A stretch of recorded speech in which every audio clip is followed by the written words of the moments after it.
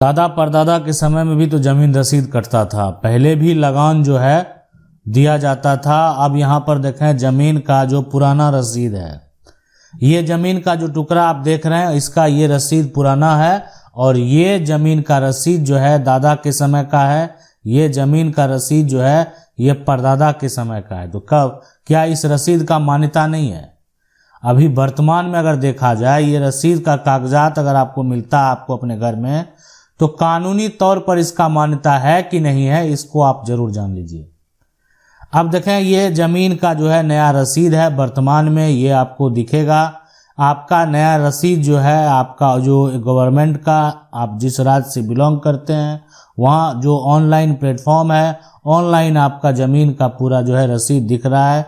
आप ऐसा कह सकते हैं कि ज़मीन के पोर्टल पे पूरा आपका खाता खतौनी का इंफॉर्मेशन मौजूद है। आप जो है उसका लगान जमा कर सकते हैं, यानी आप जो है आपका जो म्यूटेशन है, म्यूटेशन के आधार पर जो दस्तावेज तैयार हुआ है उसके आधार पर आप सरकार को लगान, जितनी ज़मीन है उस अनुसार से जितना लगान तय होता है वो दे सकते हैं। लेकिन घर में जो पुराना ज़मीन रसीद है उसका क्या होगा? पहले तो दादा परदादा के समय में भी ज़मीन का रसीद कटता था और उससे पहले यानी आप कहें कि कर लेने का जो प्रथा है वो आज से नहीं है। हम आपको ये दे रहे हैं और इसके बदले आप हमें ये दें, ये प्रथा जो है आज से नहीं है, बहुत दिन से है कर लेने की प्रथा। लेकिन आज आपको बताएंगे कि आखिर जो ये पुराना रसीद है वो किस काम का है और कब इसको आप उपयोग में ला सकते हैं। और रसीद को लेकर सुप्रीम कोर्ट का क्या फैसला है, यानी सुप्रीम कोर्ट के द्वारा भी कई फैसले दिए गए हैं। लेकिन आज आपको बताएंगे कि जमीन रसीद को लेकर सुप्रीम कोर्ट का क्या फैसला है। जमीन रसीद अगर आपके पास है वर्तमान में, अगर आपके घर में आप जमीन रसीद है, आप सरकार को टैक्स दे रहे हैं, तो उसका क्या मान्यता है। देखें सबसे पहले कि अगर आपका समस्या इससे अलग है तो आप कानून की 99 का कमेंट बॉक्स में जाइए, अपना समस्या को लिखिए। मेरा प्रयास रहेगा कि आपका जो समस्या है उसी टॉपिक पर वीडियो बनाने का या आपके कमेंट का जवाब देने का भी हम प्रयास करेंगे वीडियो के माध्यम से। अब देखें कि अब करना क्या है। सबसे बड़ी बात है करना क्या है इस सिचुएशन में, कि देखें जमीन का जो पुराना रसीद अगर आपके पास है और आपके पास कोई कागजात नहीं है, मतलब कोई ऐसा डॉक्यूमेंट आपको नहीं मिल रहा है, तो आप देख सकते हैं कि पुराना रसीद जो है, एक तरह से पुराना रसीद कब से कब तक है, कब यहां पर से और कब तक। अभी अगर किसी प्रकार का कोई दावा करना होता है तो आपका ये रसीद कानूनी तौर पर जो है एक तरह से आप कह सकते हैं सबूत के तौर पर दे सकते हैं। किस लिए? एक ऐसा दस्तावेज है जो कि आपको सरकार से प्राप्त होता है, गवर्नमेंट से प्राप्त होता है, और ये दस्तावेज यानी पुराना आज से नहीं कट रहा, बहुत लंबे समय से कट रहा। आप सोच रहे हैं किसी जमीन का कोई पुराना रसीद जो है वो 40 साल से कटा रहा है, अब कोई नया कटा के आ रहा जमीन का मालिक बन जाएगा, वो इतना आसान नहीं है।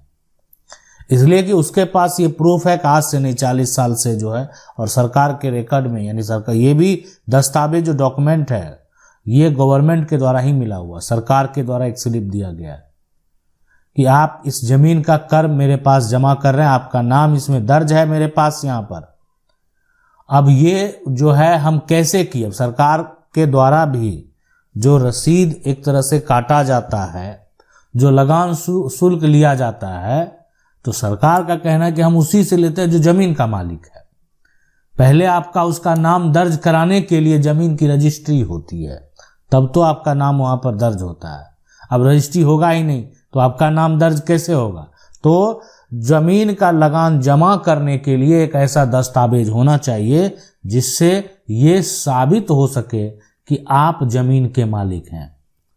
यानी साबित क्या होना है कि आप जमीन के जो हैं मालिक हैं, इस बात को आप समझ लें, ठीक है। तो इसलिए जिसके पास मान लेते हैं नया रसीद है, तो नया रसीद जिसके पास है तो उसके पास साबित करने के लिए भी कागजात होना चाहिए। सुप्रीम कोर्ट ने एक फैसले में कह दिया, मान लेते हैं कि अब क्या होता है कि रसीद कटाकर कोई दावा करने लगता है, तो सुप्रीम कोर्ट ने एक फैसले में कह दिया है कि जिसके पास का एक तरह से जमीन का कागजात होगा यानी जिसके पास प्रॉपर्टी का टाइटल होगा वही जमीन का मालिक होगा। यानी आप कह सकते हैं किसी के पास जमीन का अगर खतियान है, किसी के पास जमीन की रजिस्ट्री है, किसी के पास वसीयत है, किसी के पास यहाँ पर जो है ना गिफ्ट डीड है, और जिसके पास ये सब दस्तावेज नहीं है, तो इसका मतलब साफ है कि कानूनी तौर पर उसके दस्तावेज का कोई मान्यता नहीं है। अगर मान लेते हैं कोई रसीद लेकर ये दावा करता है कि हम जमीन के मालिक हैं, तो ये कतई संभव नहीं है। जमीन का मालिक वही कहलाएगा जिसके पास रजिस्टर्ड डॉक्यूमेंट हो। अब किसी के पास पुराना रसीद है, आज उसके पास पुराना कागजात मौजूद नहीं है, हो सकता है उसका वो नकल निकालने का प्रयास करेगा, लेकिन 40 साल से रसीद कट रहा है। तो नया जिसका कट रहा है उसको भी तो बताना होगा कि उसका नया रसीद कैसे कट रहा है, नया रसीद कटने का असली वजह क्या है, क्या वो जमीन की रजिस्ट्री करवाया है, देखें कौन सा दस्तावेज सही है, कौन सा दस्तावेज गलत है, कौन फर्जी दस्तावेज बनवा कर आया है, ये देखना जो है वो कोर्ट का काम है। यानी ये डिपेंड करता है कोर्ट के ऊपर, तो वहां कोर्ट में तो वो पर्दाफाश हो ही जाएगा। तो इसीलिए अगर जमीन का आपके पास पुराना रसीद है उसको संभाल कर रखिए, जिस दिन मामला कोर्ट में जाएगा सबूत के तौर पर पेश कर पाएंगे। जमीन का पुराना रसीद कैसे कट रहा था, उससे एक प्रकार की दावेदारी होगी। जमीन का रसीद आपके पूर्वज कटा रहे थे, उससे आप जो है दावा कर पाएंगे। रही बात मान्यता का, तो वर्तमान में जो गवर्नमेंट है, सरकार है, अब सरकार अगर आपके यहाँ पूरा ऑनलाइन सिस्टम कर दिया तो ऑफलाइन का क्या मान्यता होगा, कुछ नहीं। उनके सरकार के सामने फिलहाल अभी कोई मान्यता नहीं है। कोई जमीन खरीदने वाला उसको दिखाएंगे, बोलेंगे इसका मान्यता नहीं है, इसीलिए कि वर्तमान में जो चल रहा है उसी का मान्यता होगा। जो पुराना दस्तावेज है कानूनी तौर पर उसका मान्यता नहीं होगा, तो इसीलिए इस रसीद का भी मान्यता नहीं है। आशा करते हैं वीडियो अच्छा लगा होगा। कानून की 99 को अगर पहली बार देख रहे हैं तो चैनल को सब्सक्राइब करके बेल आइकन जरूर दबा दें। मिलते हैं अगले वीडियो में, तब तक के लिए जय हिंद।